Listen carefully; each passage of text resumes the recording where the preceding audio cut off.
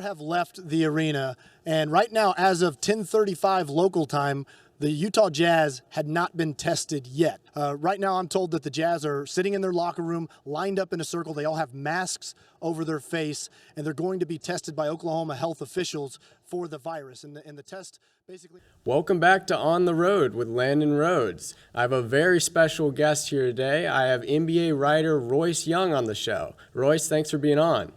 You bet, Landon. Good to be with you, man. So the Thunder, they've had a couple interesting incidents here. Last year is what I'm going to touch on first. The whole COVID situation, really with the NBA, it hit a whole new level when the first actual positive test came back. And that was with Jazz center Rudy Gobert. It was March 11th, 2020, and you were in the building. I just wanted to know, what was that night like? Can you walk us through a very unique perspective on a crazy time? Yeah, it was, bizarre doesn't even really begin to describe it, Landon. I think back on that day, and, the thing that kind of comes to mind first for me is kind of just the general mood and feeling a lot of people had leading up to that game. If you remember, that was right around the time, the virus really hadn't kind of come home to America quite yet, right? It was kind of this thing that was starting to happen. It was becoming a reality. And in the days leading up to March 11th, the Golden State Warriors had decided that they weren't going to have fans the following night. The NBA had instituted new protocols separating the media from players. I went to a press conference with Danilo Gallinari in Oklahoma City, I think March 10th, and he was at a podium and we were separated from him. And so I went to the arena that night for the Thunder Jazz game, kind of with all that context in mind of things are happening. I'm looking at this full building of people, understanding that there was this kind of momentum building that, is this the last game I'm going to go to with fans in the building?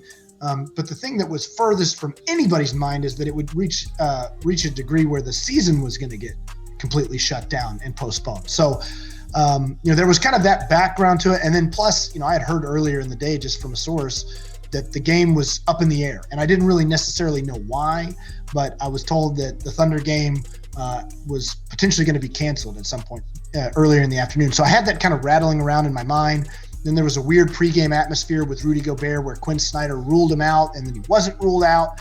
So all that to be said, to answer this question, when I saw Donnie Strack, the Thunder's head doctor, come running off the bench to interrupt the opening tip-off, it was like, my spidey sense just went nuts. And I was like, there it is. Something has happened with this virus. I didn't necessarily know for sure it was Gobert. I didn't know what had happened, but there was kind of this moment of wow, this is something extremely significant. I got up right from my seat and basically sprinted back to as close to the Jazz locker room as I could be. They were hooking me up to get on SportsCenter with Scott Van Pelt as quickly as possible at that point, because everybody knew this was not just a significant sports story. This was a significant story, period, for the world. So, it was quite a night. Yeah, it was something that we'd never really seen before in the league, and I think it kind of caused a sense of uncertainty there for a while about how the season was going to finish, and we now know the bubble was set up down there at Disney World, and they figured it out. I think the NBA handled that very well afterwards, but there for a while, I don't think we knew what was going to happen, but super unique experience there that you had, and just a unique situation overall. For sure. And I will say this, I'll just add this to it, that, one of the things that, a lot of people will ask me about is, what's the, the big thing that I remember, what's the big standout moment of the night. And there's honestly not one thing. Everything is very vivid about what happened. And, you mentioned it, to think that it went from just a positive test with Rudy Gobert. He was the first person in Oklahoma City to test positive for the virus. And so it became very real to me personally that this virus was here and in my state and in my city where I live. And also, I think a lot about how naive we all were to think that Rudy Gobert was questionable for that game, basically 20 minutes before he was, before his positive COVID test came back. It's crazy to think about how far we've come in a year. Yeah, definitely. And I mean, there was that kind of threw the Jazz into a funk there. There were rumors that Donovan Mitchell was angry at Gobert about potentially passing the virus on to him. There were all kinds of storylines that came out of that. But COVID was obviously a huge storyline on the global scale. So sports world kind of collided there with that for sure. But moving on, I'm going to ask some questions now about Oklahoma City Thunder this year. A lot has changed since then. More of a veteran team when the situation with the Jazz happened. Very young team now. I'm sure you've probably seen the statistic, though, but the average age of the Thunder's roster this season, 20.6 versus your alma mater, Oklahoma, 21.2. That's kind of a wild stat right there. Super young team. Yeah, obviously by design. I think that what the Thunder have not been so, guarded with what their plan is right now. They want to draft high. They want a high lottery pick. And the way that you do that is that you lose games. And, that's not to say that they're necessarily losing intentionally, but when you embark on the type of strategy that they do, where you play young, underdeveloped, raw players, you tend to lose games. And, the Thunder in a lot of ways, Landon, they've overachieved this year. When they put their best players out on the floor, when they're playing Shai Gilgeous-Alexander, they're a pretty good team, and they've surprised a lot of people. They've won more games than I think a lot of people expected them to. They've had a lot of those young players have really developed and kind of shocked people. You look at guys like Kenrich Williams, who's kind of this unknown role player that shows up in Oklahoma City, and now he's this important part to their team and really making a difference on the court. Somebody like Lou Dort, who made a name for himself in the bubble, was a converted two-way player that got a full contract last year, and he's blossomed into a core valued piece of the team. They've got a couple rookies that they're playing that have had their moments, Teo Maledon, Alexei Pokashevsky. So, this team is got some kind of weird, quirky pieces to them, but they're not shy about what they're trying to do right now. They're trying to make sure that they can angle for a high draft pick. And, that's kind of what the strategy has really kind of been kicked into overdrive for, like what I said, Landon. I mean, they've won too many games to this point. So they've kind of pushed the code red button here, so to speak, where they are, they're making moves to make sure that they don't win quite as much. Yeah, and one of those moves was the decision to shut Al Horford down for the rest of the year. Obviously a veteran on a team with not many veterans, as we spoke. I actually wonder if that statistic, I'm assuming it's including Al Horford, but if Horford wasn't on the roster, man, that would, wow. I mean, he's probably bringing that number up at least a little bit.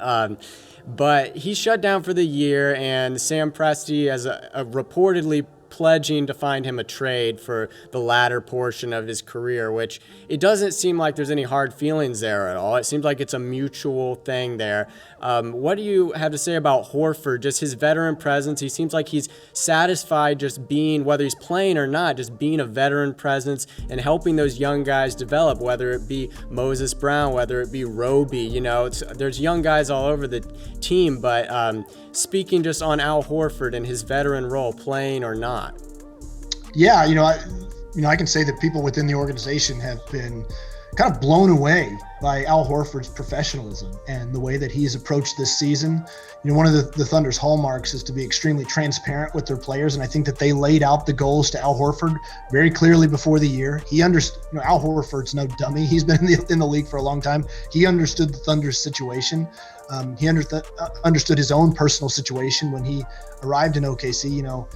I don't think he was necessarily anticipating something like this. I don't think he was necessarily excited about it. He went from a team that was contending in Philadelphia, where he signed a contract to getting traded to a team that was clearly in rebuild mode. But Horford has completely embraced his role as the veteran presence on the team. I think that one of the things that he was focused on, the Thunder were focused on, was kind of restoring his trade value, keeping him healthy, much in the same way that they did with Chris Paul a year ago. The Thunder couldn't have traded Chris Paul at the trade deadline last year. It's not like the Phoenix Suns were raising their hand to say, yeah, we'll take Chris Paul. We're headed for the lottery again. We want that guy. basically what it took was an opportunistic moment where the Suns go 8-0 in the bubble. Everybody can see that there's something kind of building with them. And the Suns said, okay, we'll push those chips in. So that's sort of the situation here with Horford. Horford's got a ballooned contract. He's a hard player to trade because of his age. But he clearly has restored his value to a degree. So the Thunder approaching the second half of this year, it was completely a mutual decision on Horford's part and on the Thunder's. The Thunder, I think, would have done this a little later in the year, but Shai Gilgeous-Alexander is currently out with an injury, and I think that just sort of accelerated the decision to do it. But they want to work with Horford to try to find him a destination over the summer, but they don't want him to get hurt. They don't want him, playing heavy minutes with some of these other younger, inexperienced guys. They don't want him to also torch his value. They don't want him to look bad if he's out there running. It's a little different running pick and rolls with Teo Maledon and Ty Jerome than it is with Shai Gilgeous-Alexander. So, I think it would just made sense for all parties there just to go ahead and just shut it down, play some of the young guys, let Isaiah Roby, let Moses Brown get some minutes and kind of explore what they have with those guys. And Horford, I've noticed it in the 2 games that he's been sitting. He's as active as you would expect from him. He's involved in huddles. He's coaching those guys up on the sideline. It's not like Andre Drummond was or LaMarcus Aldridge where he's separated from the team. Horford's very still much part of the team. Yeah, definitely. I love the support he shows even from the bench, and seems like all sides are happy, and I hope he finds a nice landing spot for the end of his career. Maybe this actually is something that crossed my mind, maybe a reunion in Atlanta for him towards the end. We'll see. But you touched on Moses Brown there. He's the 21-year-old center signed by the Thunder in December, and he's been a walking double-double recently, and he just got rewarded with a 4-year, $6.8 million contract, and that was immediately following a really nice game against Boston. It seemed like almost an instant reward there for him, was a nice contract, and maybe more importantly for him, kind of a guaranteed deal going forward. So the UCLA product Brown, do you think he could be the big man of the future? He's looked really nice. Yeah, I don't know. I mean, I think that for the Thunder, I think that this is what they're trying to kind of figure out with him is that, and again, this kind of relates somewhat to the decision with Al Horford, is that they want to see what they have in this guy. I think that he was a guy that was a 5-star recruit at UCLA. He declared for the draft maybe when he shouldn't have. He shows up with the Portland Trail Blazers last year on a 2-way deal, really did get an opportunity with them because they're a good team. They've got good players. They were deep at center. And there just wasn't really an opportunity for him. So he obviously gets an opportunity in OKC, and he's really embraced it, and he's really excelled in a lot of ways. But I think for the Thunder, they were more looking at just like, we might have something in this guy. Let's kind of see where it goes from here. And I know a lot of people look at the production from Moses Brown and they say, boy, that contract doesn't seem like it's enough. But I think from a guy like Moses Brown, when you go undrafted to now getting a guaranteed NBA contract that can put you in the league for a couple years, that's hard to turn down. And, I say this a lot about teams that are in rebuilding situations. Somebody's got to score points. Somebody's got to get rebounds. I mean, an NBA team is going to score 90 points. There's going to be 45, 50 available rebounds to get. So sometimes the numbers can kind of deceive you about how impactful and effective a player can be. You look at a guy like Hassan Whiteside, who has put up raw numbers, but did they always reflect what kind of impact he was having on the court? A guy like Steven Adams would play 40 minutes in OKC, score 8 points and pull down 4 rebounds, and everybody knew Steven Adams impacted winning. So I think that right now, that you can look at a guy like Moses Brown who puts up 21 and 23 in a game, but is he impacting the game in a positive way? So that's really what the Thunder are trying to kind of evaluate in him. Is he, are there empty calorie numbers here, or is this somebody that's going to help us win and that we can build around and is going to be part of our future? So, you mentioned the big game that he had. I think that does show his potential. The Thunder have really kind of been working to get him signed since the All-Star break. It wasn't necessarily a reaction to that incredible game, although it is pretty coincidental that it did happen then. But they're intrigued with Moses Brown. They're curious to see what they have with this guy, and I think that they're excited to kind of see him develop over the rest of this regular season. Yeah, definitely. Shown flashes of huge potential in a very young guy, younger than me, in fact. So definitely not. You probably take a 4-year, $6.8 million deal, huh? Oh yeah, for sure. but I need to add a little height for that, I think. But I'll come in there and get 1 rebound, something like that. Sure. But speaking of the roster just going down, lots of young guys to talk about here, and you mentioned this guy earlier as well, Lou Dort. He emerged as a high-energy hustle player in last year's OKC team in the bubble is really when I thought he started to make a name for himself. And like against the Rockets particularly, I remember watching that series. He was all over the place, and he really helped out with Harden there in that series. But he carried that momentum into this season. He's currently in concussion protocol, but he's improved in almost every statistical category.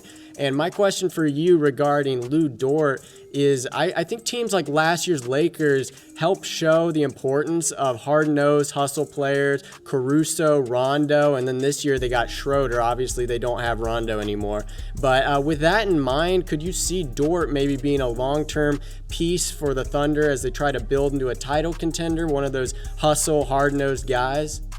Yeah, absolutely. I mean, I think that Lou Dort has like you said, kind of gone from bubble novelty. He was somebody that was an immediate fan favorite in Oklahoma City when he was on his 2-way deal. He was a kind of player that everybody was saying, when are they going to sign Lou Dort long term? When are they going to lock this guy up? Because everybody could kind of see the potential that he had. He was so high energy. His on-ball defense is ferocious. I mean, he is a tenacious on-ball defender, an absolutely elite man-to-man defender in the NBA. But there was those questions about, okay, well, where is his potential on the offensive end? The book on him is that he can't shoot and that you wouldn't have to guard him. And the Thunder are well versed in having shooting guards that can't shoot. But Dort really worked to improve his shooting ability. He's been a consistent 3-point shooter and improved a lot throughout the season. And what you're seeing this year, and you touched on it, Landon, is that he's really expanding his game. He's playing more with the ball in his hands.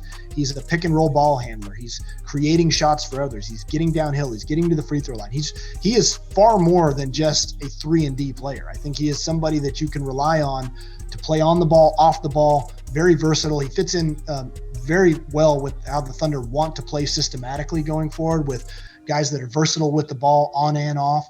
And then, obviously you get the defense, which I think Lou Dort is an all NBA defensive caliber player. I think he absolutely is that well regarded throughout the league. So I think he's somebody that they genuinely feel will be part of their team going forward. I kind of compare him somewhat to a guy like Marcus Smart in Boston, where you got your star level guys, you got your Jason Tatum, your Jaylen Browns, your guys that are going to be kind of the backbone to the talent of your roster, but the heart and soul is Marcus Smart. He is the guy that's the grit and really kind of defines who the Celtics are. And I think that Lou Dort could kind of end up being that guy as the Thunder potentially progress back to being a playoff level team. Yeah, definitely agree with that. The Marcus Smart comparisons there. Also, almost like maybe Marcus Morris or Patrick Beverley on the Clippers, I would say as well. Hard-nosed guy, but he's improving in his stats too. So he's proving that he's not only a hustle player, but he can get it done scoring. I think he's averaging just under 13 points a game this year. So, not shabby, and he's a young guy. Lots of time for those numbers to improve even more. But speaking of some young guys here, Shai Gilgeous-Alexander currently out with plantar fasciitis, but he's shown a lot of promise, a ton of promise, dating back to his rookie year with the Clippers now 3 seasons ago. But since then, I really think his time in the Thunder has been when he's taking these huge strides in his game. And he's actually got a lot of playoff experience for a player so young. The Clippers made the playoffs his rookie year. The Thunder made a playoff run last year. Looking like this year, not so much. But 2 of his first 3 seasons in the league, playoff experience, really good for a player his age. And I was just wondering, with that experience and with his game, do you have any comparisons for Shai? And what do you see for him going forward with so much great experience at a young age? Yeah, he's the type of player where I think a lot of people have trying to kind of been figure out how good this guy is for a lot of his basketball career. I think that when he showed up at Kentucky, people were saying, how good is this guy? Is he really this good? Then he shows up with the Clippers, and it's like, he was a low lottery pick, and it was like, this guy's kind of better than we thought he was. Then he shows up in OKC, and he's playing alongside Chris Paul, and it's like he was part of the Paul George trade, but everybody was infatuated with the picks that the Thunder got, not necessarily SGA and this young player, and he was better than they thought. And then, they trade Chris Paul and really hand the keys to the kingdom to SGA and say, here, let's see what you've got. And he's been better than what most people have expected.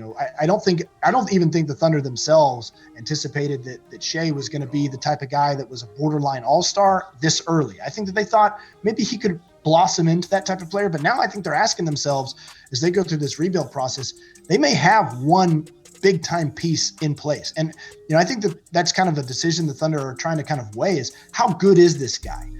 Because if you just look at the numbers and what he's putting up this year at his age, the efficiency is outrageous, and his control and poise and the way that he handles the game and his leadership skills.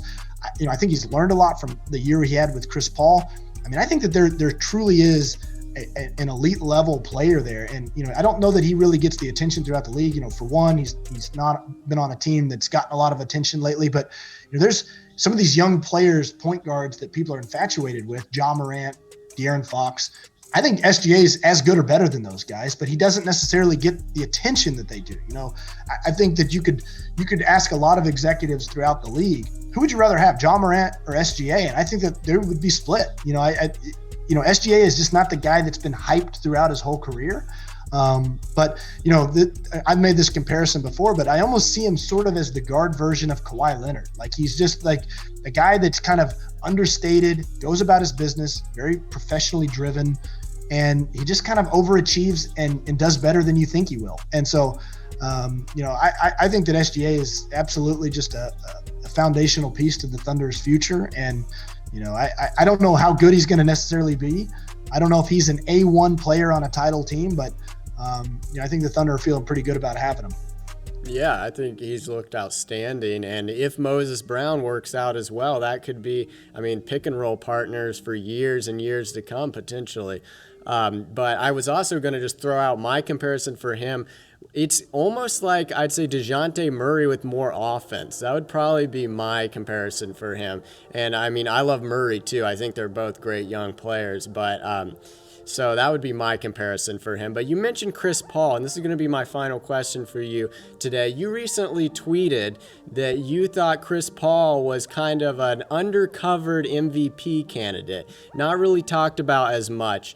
And the Suns are obviously much better this season, but they were undefeated in the bubble last year. So for anyone that kind of comes back at your claim saying, well, the Suns were already looking really good at the end of last year, what do you tell them about what Paul has brought to them this year that needs to put him in that conversation?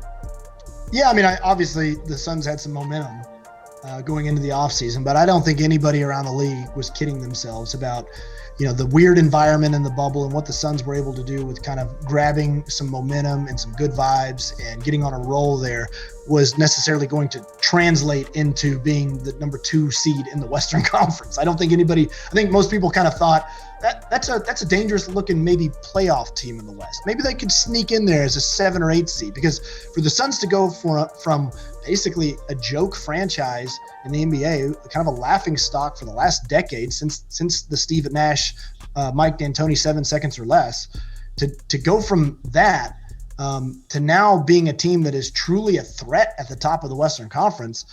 What's been the big change that they've made? They've added Chris Paul. And so, from my perspective, I've been an MVP voter for the last 4 or 5 years now. And, I really focus on the V in MVP, valuable. What does it mean? And there's a lot of ambiguity about what you vote for in MVP. And I'm not saying I'm going to vote for Chris Paul necessarily. I'm just saying that the guy needs to be in the conversation. I think that you actually need to consider, maybe his raw numbers don't stack up the way that we traditionally think about MVPs. But when we're talking about how is he impacting winning, how is he valuable to the Suns, the proof's in the pudding, man. They're number 2 in the West. They're awesome. And, the major addition has been Chris Paul and what he brings to a team. I saw it firsthand for a lot of last year in Oklahoma City of the leadership that he brings and the way that he impacts players on and off the court. He elevates the ability. His intelligence is just absolutely absurd, the way that he thinks the game. And he truly is like having an actual head coach that is playing the game on the floor. So I think Chris Paul, look, he's a guy that when he was spending his final days in Houston was kind of seen to be, he was the W word. He was washed. That's how people viewed him. They thought he was an untradeable contract. He was somebody that was basically on the tail end of his career, and he's completely restored his reputation as the point guard. And He's going to make another All-NBA team. And like I said, I just think that when we start breaking down our MVP candidates, because the race is wide open with LeBron's injury, with Embiid's injury, there's a lot of candidates out there. I think Chris Paul's somebody that you got to consider. Definitely. I agree with your take. I think he hasn't been spoken of as much in that conversation, but he really should be. I'd put him in there with Harden and Jokic are the main two right now, but I'd put him, for me personally, I'd consider putting him in third, honestly. And the injuries have opened this up entirely, and we're just going to have to see how the season wraps up here. But Royce, thank you for coming on the show. Yeah, you bet, Landon, man. Thanks for having me. And this is it for this episode of On the Road with Landon Rhoads. Catch us next episode where we'll be covering more NBA and seeing what the playoff race is shaping up like as the season comes to a close.